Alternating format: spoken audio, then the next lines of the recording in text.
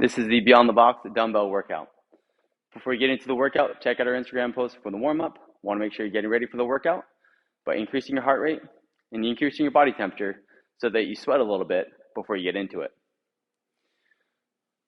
For this workout today, we have a 25-minute AMRAP. In 25 minutes, you're going to do as many rounds and reps as you can of 20 dumbbell swings. RX weight for the men is 50 pounds. RX weight for the ladies is 35 pounds. Using that same weight, you'll go into 20 dumbbell suitcase deadlifts.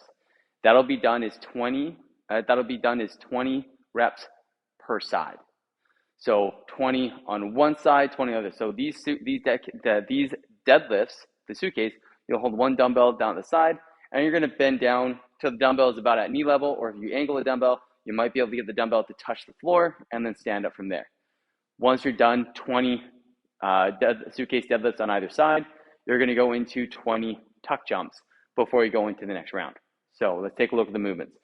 When we do the dumbbell swings, I like to leave the dumbbell up like this. It's also going to be beneficial if you leave the dumbbell in this position when you go to the suitcase carries or suitcase deadlifts. So to start the dumbbell swing starts by hinging at the hips. So your hips go back as the chest falls forward with the hips. Once the hips start moving, the chest stops, and then you can drop the hips and knees, hips and shoulders together to get down to the weight. So hips go back, and then hips and shoulders drop to get to the weight, to the height of the weight. From here, set the shoulders, make sure your midline is nice and tight, and you're going to swing the weight between the legs. So when I swing it here, I'm going to drive my hips forward and stand up.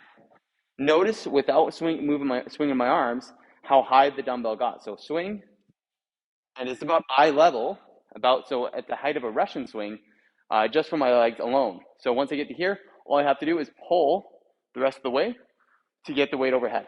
So make it 70% from the lower body and 30% from here, pulling it overhead. So what these reps will look like starts like this.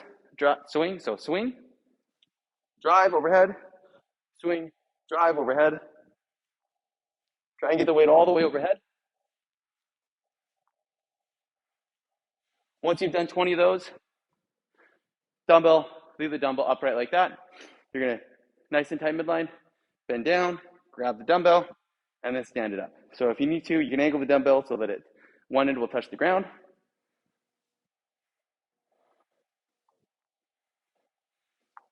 Notice as I go down, because I'm uneven, because I only have weight on one side, I really need to focus and stay nice and tight. So from here, pulling me to the one side, keep my midline nice and engaged. As I go down, I might only go down to my hand below my knee and stand up from there. Or maybe I'm able to go all the way to the ground. If you go all the way to the ground, make sure that they're able to maintain a flat back, and you're not going to the ground, and then you're disengaging here to get to this point. So stay nice and tight, stay engaged, to keep low. Once you've done 20 on that side, do 20 on the other.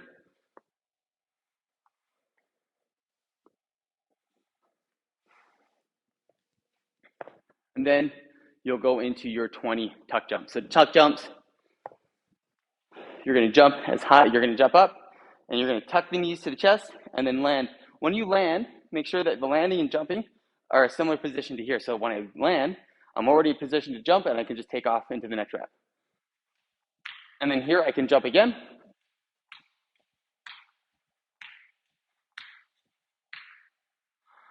Once you've done 20 reps there, take a little bit of rest before you go into that round.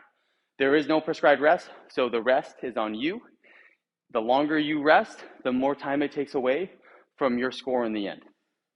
So try and pick a speed or a pace that allows you to move continuously for the 25 minutes. Get after it and have fun.